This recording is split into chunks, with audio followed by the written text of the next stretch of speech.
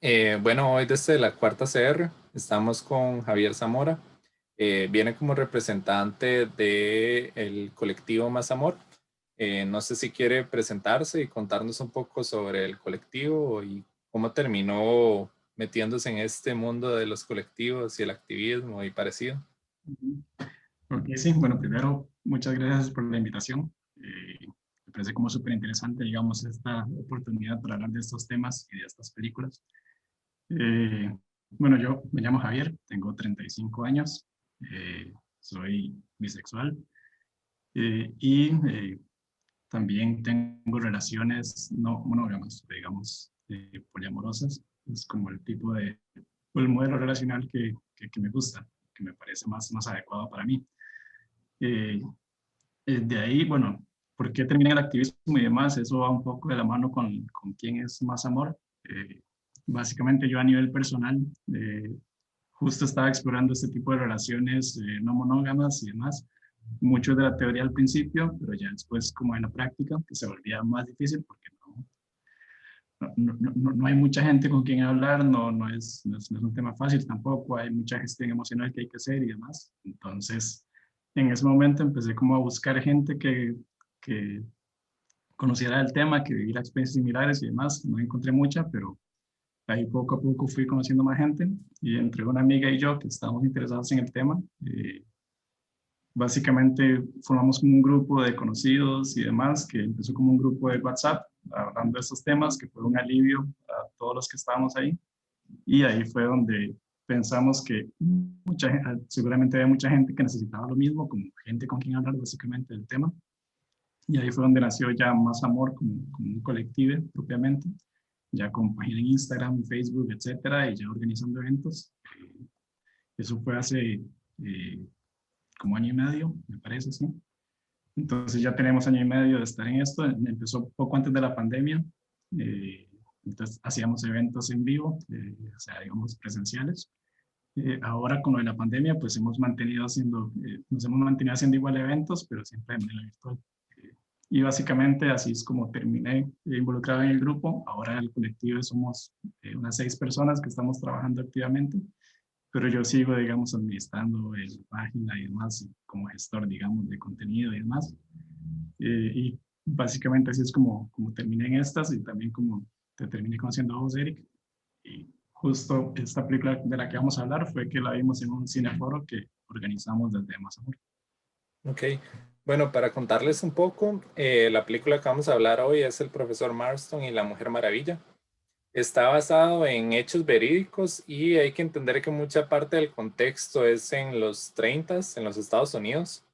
Entonces, estamos en otra época, en otro momento, pero algo que sí hablamos en el foro fue de que realmente está al tiempo, digamos, que los muchos sucesos que pasan, de estigmas y de muchas cosas, sí aún podrían suceder. En esta película tenemos a William Marston, que es el que creó a la Mujer Maravilla, utilizando un seudónimo en su tiempo porque él era psicólogo y fue uno de los inventores de la máquina para detectar mentiras, que la película juega un poco con esta idea. Eh, pero en su momento llegó a tener una relación con dos mujeres y esto lo llevó a tener estigma en lo que provocó un ataque a los hijos y también como ciertos problemas en la parte donde que él vivía. Y realmente sentimos mientras estábamos hablando de esto que era muy probable que si hubiera una pareja de 3 personas que además tenían hijos, porque en ese caso hubo la situación de los hijos, aún se Ujú. mantendría. Y tal vez nos gustaría empezar como hablándoles un poco de cómo funcionó la máquina para detectar mentiras como forma para poderse comunicar, ya que si es complicado comunicarse con una persona, con 2 personas es aún más complicado, más gestionar como toda esta parte emocional y en la misma película tenemos a Elizabeth y Olive, que son a mi parecer, las protagonistas de la película, aunque el profesor sea quien tiene el nombre en el título, ya que él funciona como línea argumental, pero siempre está este juego como la relación entre ellas dos, siempre es esa posición de pasivo y activo, mientras él se mantiene como en un medio, como en un limbo entre las dos para poder solucionar ciertas situaciones de comunicación. Y en la película tenemos esta parte donde que la máquina empieza a funcionar y es como donde que estalla todo y podemos empezar a ver este como un medio para comunicarnos. Y no sé, a usted, Javier, ¿qué tal le parece? Como si tuviera en este momento una máquina, ¿la utilizaría o siente que más bien sería como contraproducente para poderse comunicar? Sí, no, a ver, yo creo que sí, sí lo haría, sería un experimento interesante. Pero sí, básicamente, eh, digamos, desde la teoría del poliamor y mucho de la gente o que hemos estado como en la práctica por algún tiempo, mucho de lo que se habla de cómo llevar a la práctica es mucho la comunicación, o sea, es mucho, primero, bueno, comunicación y el tema del conocimiento, sobre todo el autoconocimiento, o sea, saber qué quiero, qué necesito, cuáles son mis límites y cómo comunicarlos, que son cosas que en realidad es bastante difícil, o sea, solo el saber qué quiero, cuáles son mis límites, ya es un trabajo emocional grandísimo, y aparte tener el valor de comunicarlos y decirle a alguien con quien te estás relacionando, mira, yo no quiero esto, puede ser muy difícil y puede ser muy, muy amenazador, digamos. Entonces, justo en la película me pareció como uno de los elementos clave por eso, porque los momentos más críticos y más difíciles, digamos, emocionalmente, lo que hacen es conectarse a la máquina y hacen preguntas súper incómodas que, digamos, uno usualmente en una situación común mentiría para responder. Entonces los obliga, digamos, a ser honestos, a ser transparentes y a decir lo que quieren. Incluso hay una escena en la que Olive como que va sin saber qué es lo que quiere y lo que hace es conectarse a la máquina, como un poco como que la máquina le diga qué es lo que quiere. Entonces es como este asunto de autoconocimiento a través de la máquina y también de comunicarle a las otras dos personas qué es lo que sí quiere y qué es lo que no quiere, digamos, con completa honestidad, porque claro, estás conectado a una máquina de mentiras. Lo más gracioso es que cuando uno está conectado a una máquina, hasta cierto punto está mintiendo y diciendo la verdad al mismo tiempo, como que uno no es Mm, totalmente responsable de su verdad porque usted está diciendo como no, pero la máquina está diciendo que sí. Entonces también está como este juego de quitarse la responsabilidad de la verdad, pero ya sabían bien a lo que iban, como que mm. nadie fue como puesto contra su voluntad en esa máquina, sino fue como, ok, voy a ir voluntariamente, pero de aquí, ahí que se descubra lo que sea. Sí, sí, y también un poco lo que decías de pensar que la película, o digamos el caso de la vida real, pasó en los 30, entonces también que alguien, por más que sepa que es cierto, es decir, que ama a más de una persona o que quiere tener sexo con, digamos, sexo lésbico, por ejemplo, es algo que aunque sepan que es verdad, no es tan fácil decirlo, ponerlo en palabras. Entonces, también por ahí la máquina como que ayuda a eso, ayuda como a romper ese tabú, digamos, como decís, o sea, yo digo que no quiero, pero la máquina me dice, o sea, dice por mí lo que en realidad sí quiero. Sí, no, y también Entonces, hay que también es tomar en, importante. también hay que tomar en cuenta que en esa época todas las relaciones homosexuales eran vistas como una enfermedad, como algo que se podía solucionar, que aún en ciertos lugares se piensa que se puede solucionar y hay todo esto de las prácticas de conversión, pero en esa época era algo como más que la gente estaba segura de que por tratamiento psicológico sí se podía lograr. Y todo esto se ve en la parte donde que están cuestionando los cómics y cómo la Mujer Maravilla tiene ciertos elementos de sadomasoquismo, de bondage y todo esto.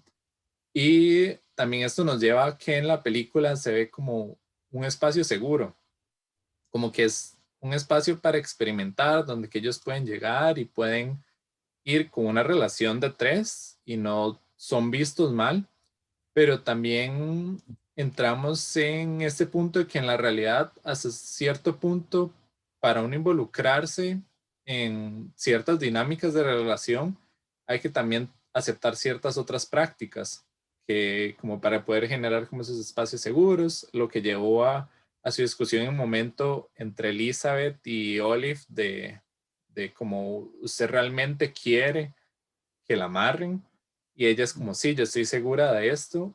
Y también entramos a este punto donde que Marston en ningún momento le preguntó, fue como, como pase, amárrese y de a ver qué sucede. Y en ese punto sí, sí está como este trato diferenciado de que obviamente Elizabeth lo hace por también como razones personales, de que no se, ella se proyecta y no se vería amarrada, pero también pensando de que si la otra persona quiere o nada más lo hace por cumplir, como está todo este modelo que él expone de cumplimiento, de sumisión, y no me acuerdo de los otros, eran Sí, la teoría DISC. ajá, Sí. dominio,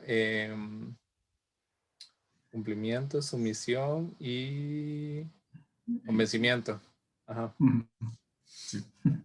Sí, que de hecho, bueno, es súper interesante y hay como varios temas que, o sea, mucho y tal vez mucha de la influencia que tiene el profesor Marston en la película es esta teoría DISC, que es algo que le obsesiona ese desarrollo, que piensa que absolutamente todas las relaciones humanas se pueden explicar con esta teoría. Hoy en día, bueno, la teoría existe, de verdad, él la desarrolló, pero se utiliza como un test de personalidad, así que no fue como tan exitoso como él lo quería, pero sí es como esta obsesión con esta forma de explicar las relaciones. Y dentro de la película ahí se toca muchísimo el tema de las relaciones de poder, y que es mucho lo que él pensaba. Esto básicamente lo que dice es que la gente es feliz si tiene como una autoridad buena, digamos, una autoridad que les trata bien. Entonces, esa autoridad hace que la gente haga las cosas que la autoridad quiere, pero digamos con voluntad propia, digamos que es algo ahí un poco ahí complejo de analizar, yo creo. Pero sí se ve mucho en la película estas relaciones de poder, de esas autoridades que están presentes, que por ejemplo básicamente es la pareja de, de casados que ya están grandes, o sea, ya hay una gran diferencia de edad con la chica que es estudiante, que tiene como 22 años apenas, cuando ellos no sé qué edad tenían, pero ya eran bastante grandes. Entonces hay una diferencia de edad y los maestros son profesores de la chica, entonces hay otra relación de poder. La chica empieza a trabajar para ellos, entonces también son los jefes, otra relación de poder. Y además está el privilegio de la pareja, que ellos son quienes están casados, quienes tienen más tiempo juntos y demás. Y de hecho en algún momento de la película pasa que hay un problema y quien le toca irse, incluso ya cuando llevan años de estar juntos y ya tenían hijos y demás juntos, a quien le toca irse es a Olive. O sea, ese privilegio de la pareja o todos esos privilegios siempre se mantuvieron ahí. Entonces, sí, ese tema de la relación de poder está en la película muy presente. Imagino que en cierto modo estuvo en el caso de la vida real. Y también por eso es que es importante que, a pesar de que esta película es una de las pocas películas que se ven bien en los ojos de la comunidad poliamorosa, porque es una historia, primero, basada en la vida real, y segundo, que es probablemente la única que tiene un final feliz, o sea, en el que muestran que una relación poliamorosa puede funcionar. eh, Aún así hay que verlo, digamos, con cierto nivel de criticidad, pensando en que, o sea, igual hubo un montón de rollos ahí que tal vez no son tan éticos, este asunto de la pareja relacionándose con una chica súper joven, que era estudiante, etcétera, etcétera. Entonces, por ahí sí hay que verlo, digamos, con esos ojos críticos. Y hasta cierto punto, cuando ellos la están observando por primera vez, que esa escena se ve un poco como si fuera un tipo de casa, porque literal están como los dos viéndola y empezando a hacer deducciones sobre ella, de lo tímida que es, de obviamente como todos estos factores sumisos que después se vería como reflejada en sus mismas prácticas. eh, Mm, y por eso mismo se querían acercar a ella hasta cierto punto.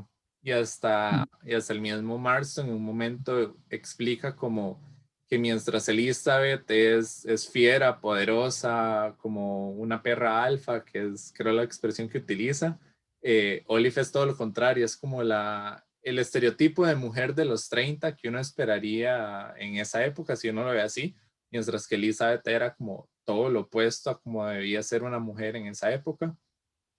Eh, entonces, a cierto punto se puede ver como se sigue manteniendo ese patrón de formar a la mujer perfecta, que él hasta en su momento lo menciona, y que también, si uno se pone a ver como la filmografía que hay relacionada a relaciones no monógamas, siempre es esta triada de un chico con dos chicas, que realmente son como limitadas las posibilidades de ver algo fuera de esto y que también debería haber como la oportunidad de ver otros tipos de modelos o también el desarrollarse con más de una pareja, que obviamente en una película de un promedio de 2 horas sería un poco más complicado tener más de 3 protagonistas, pero se podría llevar, digamos. Y también hay series y no sé, se van desarrollando ya a lo largo de series que van entrando algunos personajes, unos que toman más impacto, ¿no?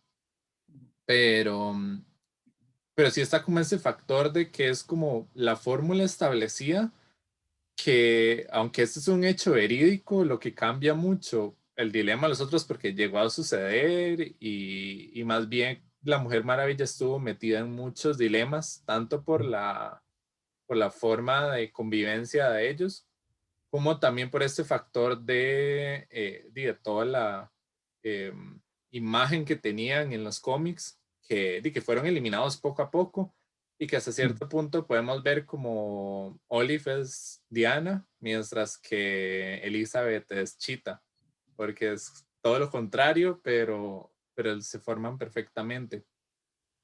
Eh, Ahorita mencionó como la parte de los hijos. Y, y siento que, digamos, que en este momento es como algo complicado y que hasta de nivel legal yo diría que no sabría cómo funcionaría eso porque matrimonio con más de una persona son como limitados los espacios donde que hay esas posibilidades. Acá, digamos, en Costa Rica no hay la posibilidad de matrimonio con más de una persona.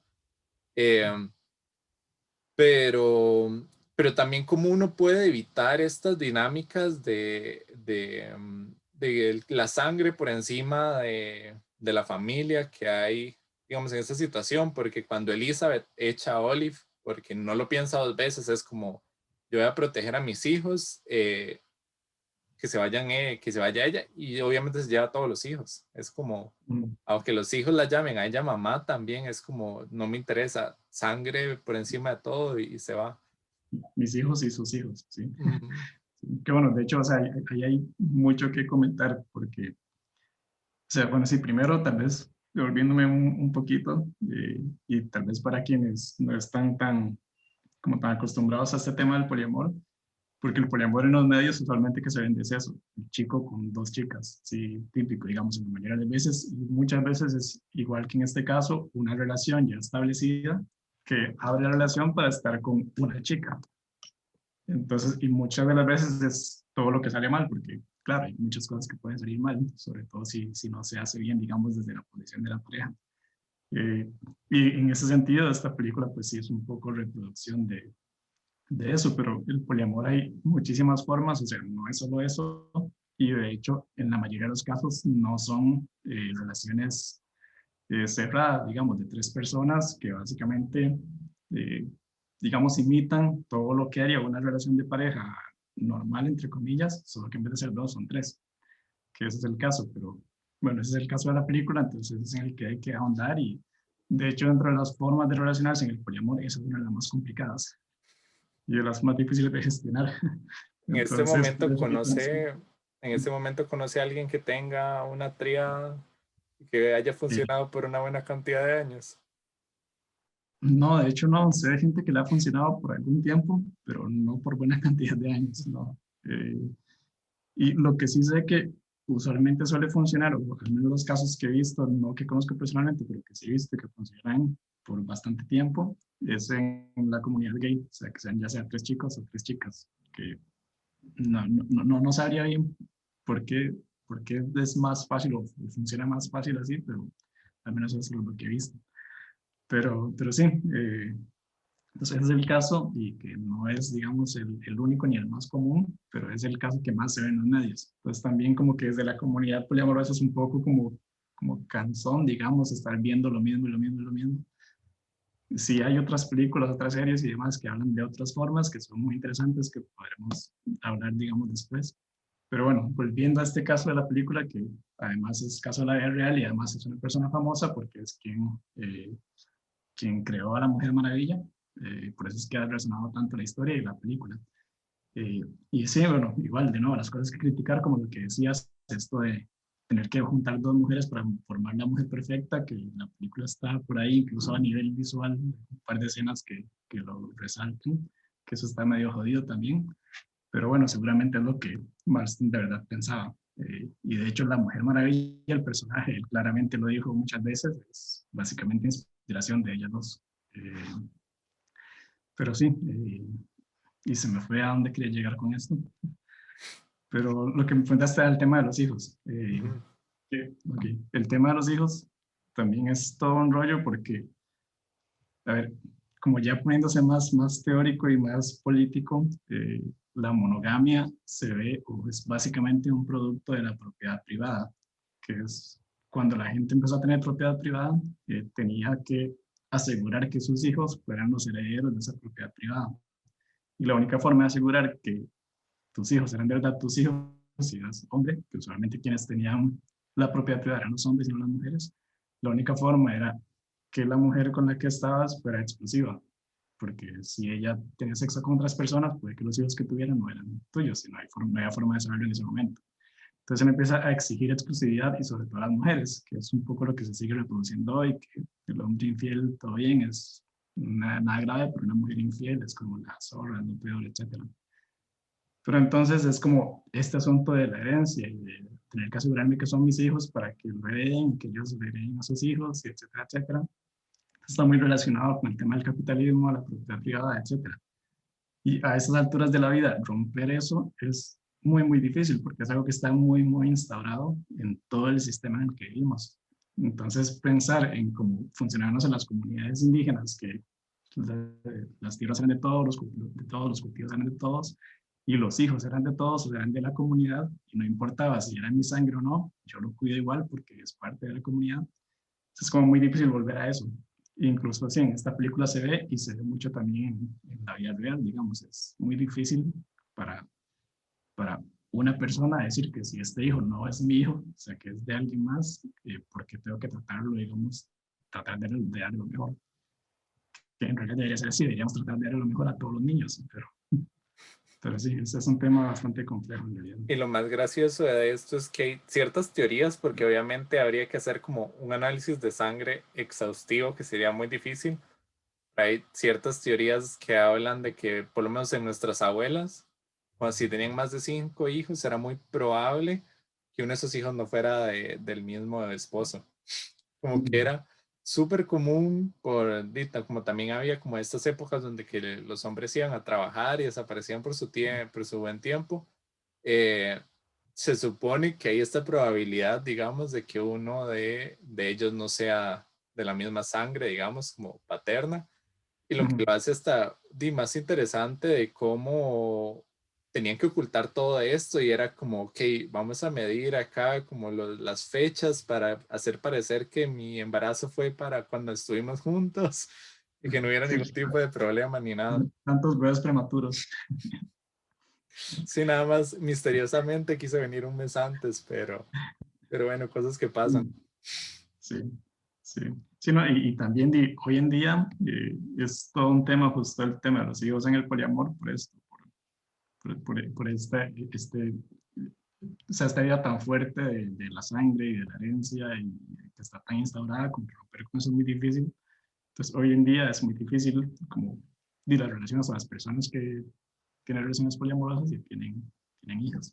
Y Eh, me parece que me había mencionado un día estos de una relación de 3 chicos que habían adoptado y que el nombre de los 3 estaba como en el acta de nacimiento o paterna, no sé cómo funcionará. sí, sí, ese fue ahí un hito importante en Estados Unidos, que una trieja, bueno, una triada de chicos adoptó a una niña y pudieron poner en el acta de nacimiento de la niña el nombre de los 3. Porque igual sí hay, digamos, varios casos, de hecho, en redes sociales y demás, en una comunidad poliamorosa hay como, o sea, muchos, digamos, influencers, por así decirlo, son gente que vive en relaciones poliamorosas y muchas son casos como de relaciones cerradas. Una chica con 2 chicos que tienen hijos. Por ejemplo, ahora hay un podcast que se llama Amori, que es una chica que tiene a su esposo y tiene a su novio y tienen unos gemelos, niños. Y ellos están acá en Costa Rica ahora, están ahí en Tamarindo.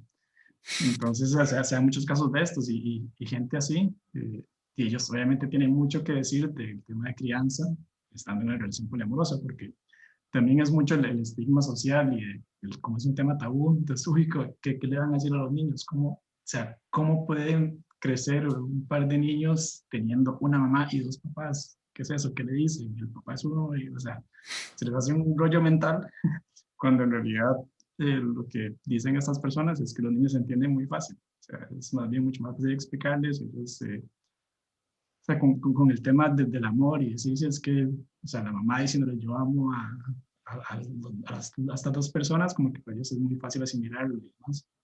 El problema es el estigma social que viene de fuera, que volviendo a la película es justo lo que pasa. Ellos en su relación poliamorosa tienen, creo que tienen como 5 hijos al final, algo así me parece. O sea, tuvieron Su como familia, 6 hijos. su familia funcionaba bastante bien, al menos como la película lo pone, funcionaban bien, eran como que se llevaban, las dinámicas eran muy saludables y demás, pero los vecinos cuando se dan cuenta que o sea, es todo un rollo, los quieren echar de la escuela, por eso una de las más tiene que irse, o sea, es todo el estigma social que sigue hoy presente, digamos. Digamos, si esta situación pasara, digamos, alguna persona conocida suya que decidiera irse a vivir y tener hijos y todo este tipo de cosas, ¿cuál cree que sería como el conflicto más grande que tendría el momento de llegar a una escuela?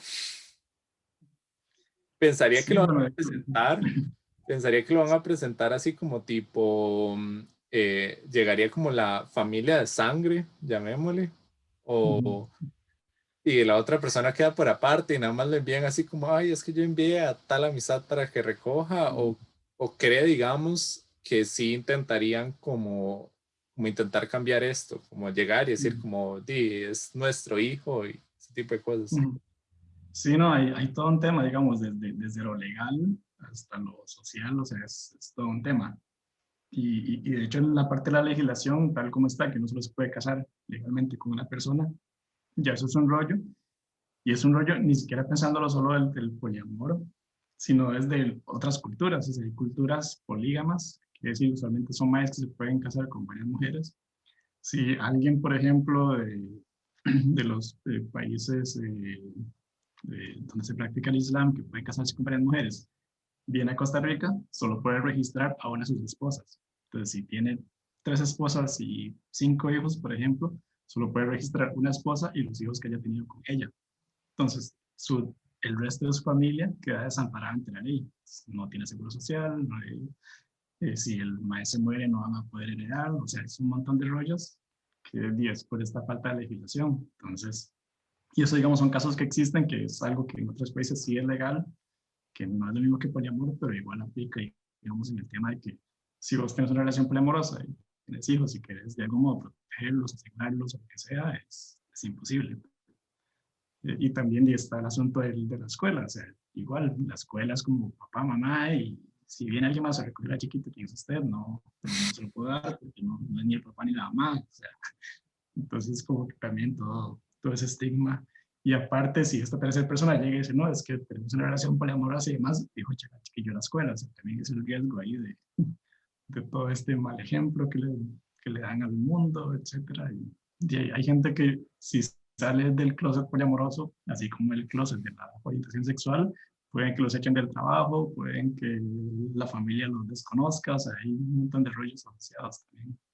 Y también como, obviamente como es una parte más personal, como uno evita generar como estas jerarquías tan fuertes, que obviamente está este factor de toda la distribución de tiempo, de que estamos en momentos donde que todo está demasiado acelerado, uno con cosas tiene tiempo para sentarse a ver una película como cada cierto tiempo. ¿Cómo uno hace para lograr distribuir sus diferentes relaciones y lograr tener una relación ética, pues, con cada una de las partes, entendiendo de limitaciones que se pueden tener o ciertas jerarquías que se quieran o no que se puedan generar?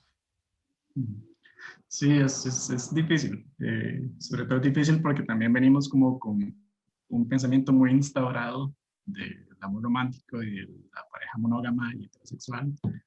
Entonces también como difícil quitarse muchas de esas ideas ahí que traemos. Eh, pero, y tal vez volviendo también a la película, para usarla como ejemplo, eh, que es un poco lo que hablábamos al principio, que el detector de mentiras es una herramienta que a ellos les funcionó y que probablemente tuvo muchísimo que ver con el por qué la relación duró tanto, porque fue exitosa, que es este asunto de la comunicación y del tema de saber, saber comunicar cuáles son mis deseos y cuáles son mis límites también. Que de hecho ya hacia el final de la película, más bien en un momento en el que Olive se fue por un tiempo y quieren más bien como recuperarla, ella viene y pone de una vez como sus condiciones, como, ok, está bien, pero yo quiero que se lleguen a los carajillos los fines de semana para tener tiempo para mí, etcétera, etcétera. Entonces es como mucho eso de saber primero qué necesito, qué quiero, cuáles son mis límites y qué puedo ofrecer. Y con base en eso, pues formar acuerdos con las otras personas.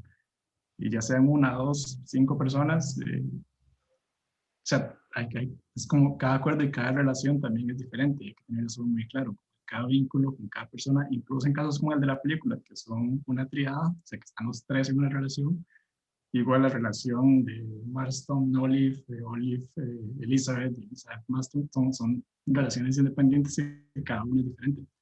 Entonces, como tener eso muy claro, como que no tienen que ser iguales, porque cuando se habla de jerarquía, uno usualmente asume que es que entonces las tres o las cuatro relaciones que tengas, o todas tienen que ser exactamente igual, darles el mismo tiempo, y no necesariamente. Es básicamente darles la misma importancia y la misma apertura a las personas para comunicar sus necesidades y sus límites y demás. Entonces, por eso también ahí, volviendo a la película, como esa escena final es como justamente donde se balancea un poco todas estas estructuras de poder que estábamos diciendo y este poder que tenían Elizabeth y William sobre Olive, es en la escena en la que se balancean ligeramente, igual no mucho, pero es el único momento donde ella dice, como pone las condiciones, donde ella tiene el poder y es como este momento en el que se balancea un poco, digamos. Entonces, sí, Eh, en la película pasa un poco caótico, pero idealmente es que todas las personas involucradas en una relación siempre tengan esta posibilidad de decir y, sus límites y y necesidades. también está como, bueno, yo soy alguien que rescata mucho como lo de no saber ciertas cosas, como que hay momentos donde simplemente uno los sentimientos no tiene la menor idea de qué. Y digamos que sí, digamos, esta parte de la película tiene esta solución rápida que es como que hay una máquina que hace que ustedes averigüen qué es lo que yo no sé, porque hasta cierto punto ellos son los que hacen las preguntas para averiguar qué es ese no sé qué saben. Mm. Pero cómo uno podría llevar estos momentos de no sé cuando uno tiene un tipo de conflicto en relaciones, como desde la parte ética y todo esto, que obviamente ha llevado la práctica y el estudio, eh, cómo uno soluciona estos no sé, cómo pensaría que podrían solucionarse. Sí, primero, mucha autocompasión con uno mismo, decir que está bien no saber y con mucha paciencia, o sea, entender que puede tomar tiempo responder ese no sé. Eh, de ahí obviamente que hacer ahí un trabajo activo de gestión emocional, de autoconocimiento. Hay muchos ejercicios que se pueden aplicar para estos casos, averiguar, leer, o sea, buscar información, preguntar a la gente que ha pasado por eso. Ya digamos, es un tema un poco más privilegiado, pero se puede ir a terapia, eso ayuda mucho. Eh, entonces hay muchas cosas que se pueden hacer, pero sí es un proceso, digamos, que no es tan fácil. No es como que yo digo hoy no sé y ya la otra semana tengo respuesta. O sea, posiblemente no. Y con respecto a las otras personas, el manejo de las expectativas y de la información, o sea, si es un no sé, no llegar a la otra persona a decirle sí, cuando yo por dentro sé que no sé. Es mejor decirles di no sé. O sea, esta es la situación, esto no lo sé, tengo estos rollos que tengo que trabajar, lo que sea. Si igual querés seguir relacionándote conmigo sabiendo esto, genial. Entonces está como claro, sabes que vas a tener que lidiar con eso. Entonces, todo de acuerdo, todo bien. Entonces, mucho eso, como comunicar las cosas claramente y ser claros ahí también con eso. Y Incluso con, decir, puede que esto no lo resuelva nunca, digamos, porque es un rollo ahí muy profundo que sé que tengo y que tengo que trabajar. Pero y sí, con ya con eso por lo menos la otra estas persona puede decir. Y con esto de las expectativas, que hasta cierto punto hay como esta expectativa, no lo sé, por lo menos a mí me pareció a lo largo de la película del amor lo puede todo, eh, y de que uno ve No lo como, puede.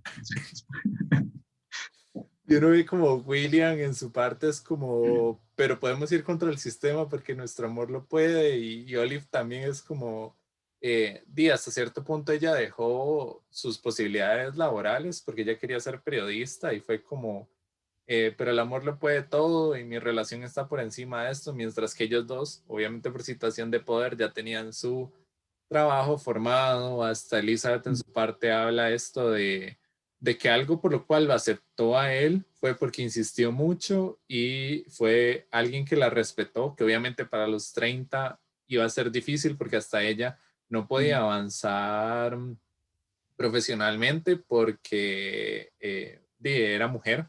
Ella hace esta referencia que ella por ser mujer no le estaban dando ciertas cosas cuando ella tenía los mismos títulos que mucha gente y muchas cosas.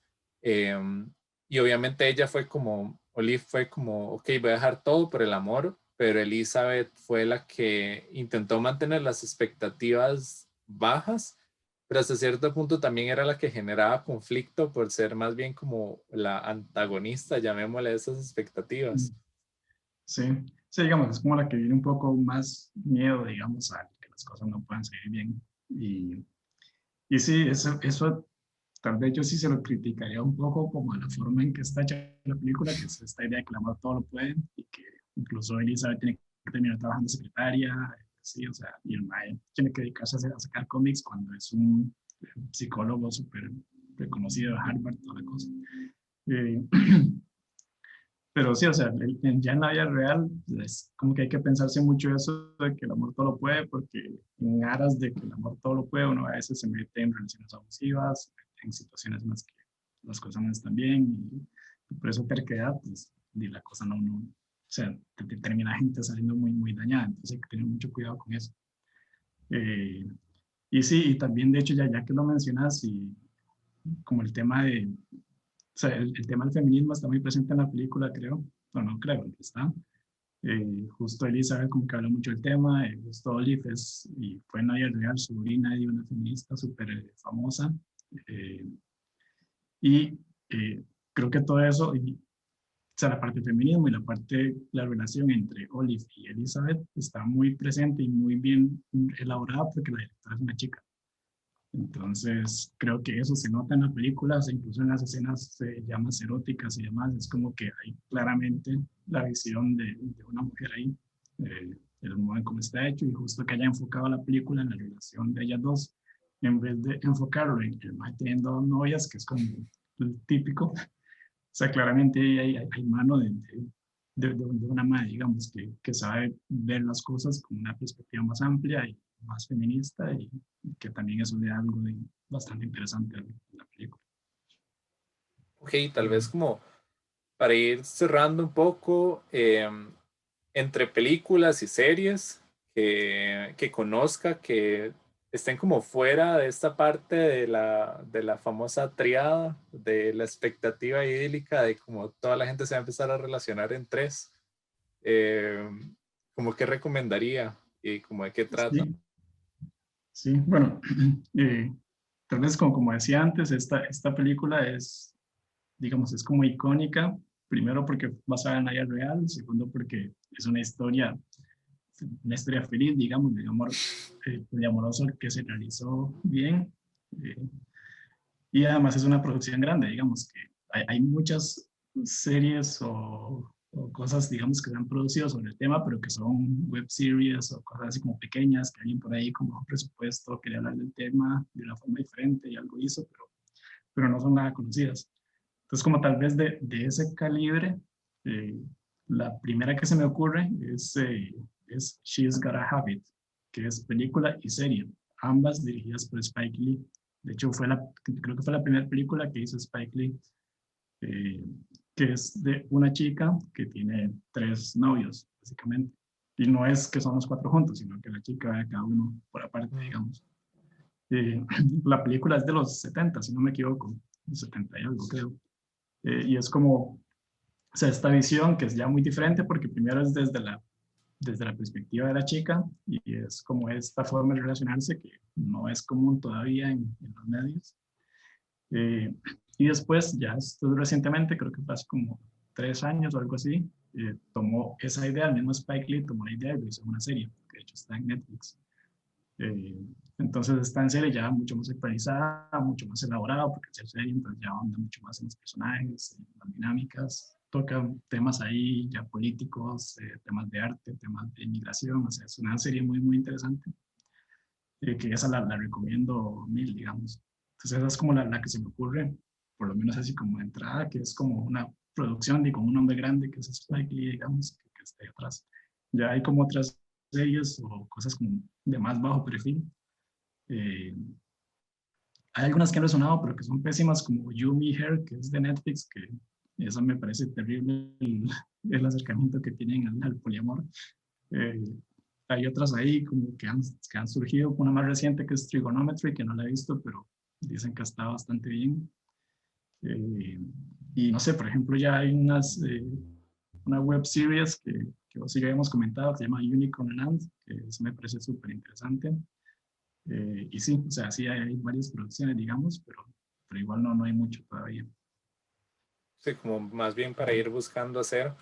Y sí, Unicorn Land, aunque y ya tiene su tiempo, creo que es del 2016, si mal no me equivoco. Sí, sí. Sí, sé que sí, ya tiene como su tiempo. Y lastimosamente como que no hubo segundas temporadas que deberían llevarlo a Netflix, siendo que sería un contenido ideal para Netflix. Y, y cuáles serían como sus puntos positivos y negativos sobre la película, aún quitando como ciertas características de poder que hasta cierto punto la romantizan, porque es como, vamos a ver a esta pequeña joven pulcra, buena y virginal, y la vamos a involucrar en nuestra vida, y como quitando todo esto, como que siente que la diferencia de otras producciones. Mm. Sí, a ver, digamos, lo bueno, yo diría que, bueno, primero que es probablemente la única gran producción que toca el tema, eh, como un caso, digamos, exitoso, o sea, una relación que logró funcionar. eh, o sea, y de hecho ahí en la película mencionan que incluso después de que el Mae muere, ellas siguieron juntas hasta que fueron ya súper viejitas, que el tiempo no quiere decir que una relación sea exitosa, pero digamos en este caso eso sí, sí lo fue.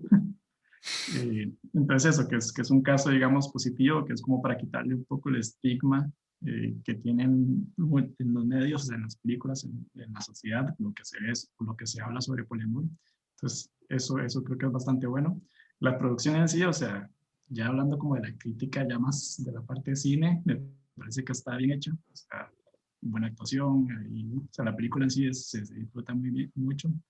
Siento Creo que que las escenas y las escenas eróticas, sensuales me parecen muy bien hechas, como que juegan mucho con esto de mantenerlas eróticas, como el juego que hay entre ellos tres, pero no llegan a ser como súper sexualizadas, como otras donde que es como la chica que se unió a la pareja, que siento que también es sí. algo como destacable.